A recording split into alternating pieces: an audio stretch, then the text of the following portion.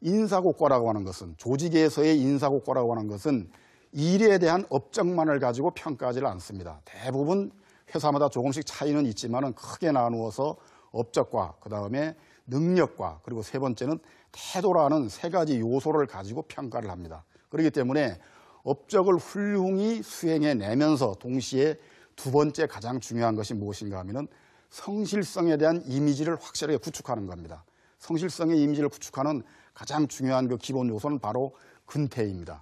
그러니까 출근 시간이라든지 퇴근 시간에 대한 문제, 점심시간을 잘 준수한다든지 이런 것들에 있어서 일을 잘하는 사람이 자기가 업적이 좋기 때문에 조금 교만한 마음 또는 어떤 자만심이 들어서 일만 잘하면 되지 않느냐 이렇게 생각을 해가지고 성실성에는 낮은 점수를 받는 경우도 있는데 이게 굉장히 주의해야 될 그런 부분이라고 보겠습니다. 그다음에 세 번째는 동료들과의 협동성을 굉장히 중시합니다. 다시 말씀드리면은 일을 할 때 아무리 그 사람의 능력이 탁월하고 좋은 업적을 내더라도 회사라고 하는 것은 하나의 조직이라고 하는 것은 전체가 팀워크를 이루어서 일을 하는 거기 때문에 홀로 독선적인 성향을 나타내면은 실적을 잘 나타낼 때는 가만히 두지만은 인사고과에 점수를 부여할 때에는 그 부분을 무언가 마이너스적으로 평가를 하게 됩니다.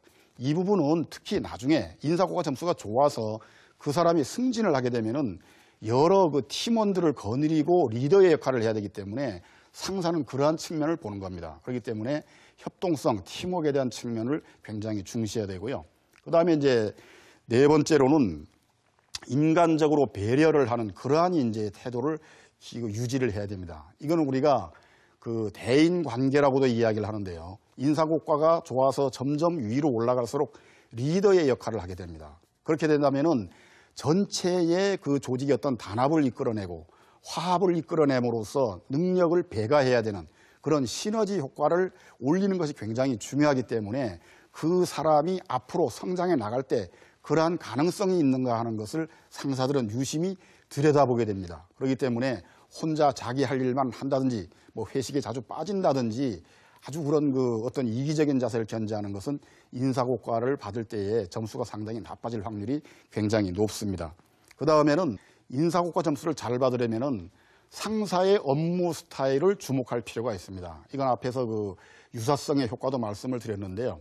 상사가 일을 함에 있어 가지고 어떤 부분에 가중치를 두는가. 그러니까 상사에 따라서 굉장히 스피디하게 일을 하는 것을 좋아하는 상사가 있는가 하면은 속도가 조금 늦더라도 굉장히 일을 꼼꼼히 하는 것을 좋아하는 또 그런 상사도 있습니다. 그러한 상사의 스타일에 유심히 좀 맞추면은 상사가 평가를 할 때 배려를 더 많이 한다는 거죠. 그 다음에 이제 여섯 번째로는 그 인사고과를 잘 받으려면은 신근 효과라고 하는 것을 머릿속에 꼭 넣어둬야 됩니다.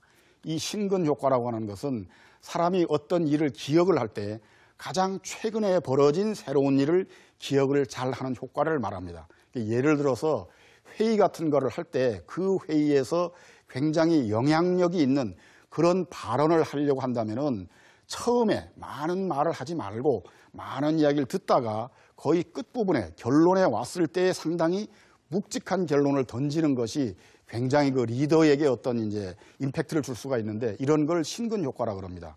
그렇기 때문에 인사 평정을 할 때에 그 인사고과를 하는 시기가 되었을 때에 일을 그동안 잘하다가 갑자기 그 무렵에 실수를 하게 되면은 상사는 신근 효과에 의해서 앞에 잘하는 거는 잊어버리고 뒤에 못한 거를 더 크게 생각할 수가 있습니다. 그렇기 때문에 인사고과 기간이 다가올수록 더욱더 실수를 하지 않도록 조심해야 되고요.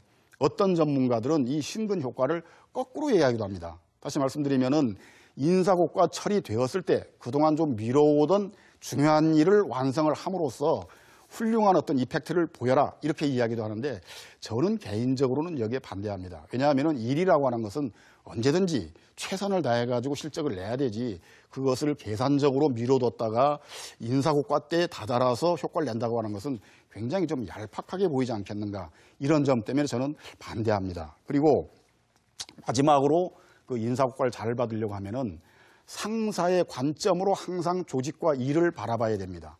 근데 우리 직장인들이 보면은 대부분 회사에서 어떤 이야기를 하거나 동료들과 대화를 나눌 때 회사의 방침이라든지 금년도 경영 목표라든지 또는 금년 초에 시행한 뭐 사장의 신년사라든지 이러한 것들을 거론을 하면은 뭐 어용처럼 좀 취급을 한다든지 소위 그 속된 말로 이렇게 쪽팔리는 그러한 직장인으로 치부를 하는데 그렇지 않습니다. 그러한 정신무장, 회사가 나가고자 하는 조직이 나가고자 하는 방향, 또 상사가 지향하고자 하는 그러한 것들을 항시 되뇌이고 얘기를 할 때 위에서 그러한 부하를 바라볼 때 아, 이 친구가 앞으로 이 회사의 중요한 제목이 되겠구나 하는 느낌을 가지기 때문에 더 제목으로 키우기 위해서 인사고과에서 좋은 점수를 주게 돼 있습니다. 자, 그 다음에는 이러한 그 인사고과와 관련해서 승진이라고 하는 것이 이 직장인들의 어떤 그 희노애락에 굉장히 중요한 관건인데요. 승진에서 탈락을 했을 때에 또 직장인들이 충격을 많이 받습니다. 그러다 보니까 저에게 상담을 해오는 분들의 유형을 보면은 이 승진 탈락 때문에 굉장히 괴로워하는 경우들이 많습니다. 근데 제가 현직에 있을 때에도 그 부하 직원들의 행태를 보면은 승진에 탈락이 되었을 때 대체로 4가지 정도의 반응을 보입니다. 이게 어떤 반응인가 하면은 항의를 하는 거거든요. 왜 내가 승진해서 탈락이 되었느냐 하는 것에 대한 항의를 하는데 대체로 4가지 정도의 그 유형을 보입니다. 첫 번째는 감정적 항의입니다. 그러니까 단도직입적으로 승진 인사가 발표되자마자 내가 탈락이 됐다는 것을 알게 되면은 꼭 될 줄 알았는데 탈락이 되었다는 것을 알게 되면은 바로 상사의 방해 또는 인사 담당자에게 쳐들어와서 왜 내가 승진이 안 됐습니까? 정말 저에게 이럴 수가 있습니까? 이런 식으로 이제 항의를 하는 겁니다. 그래서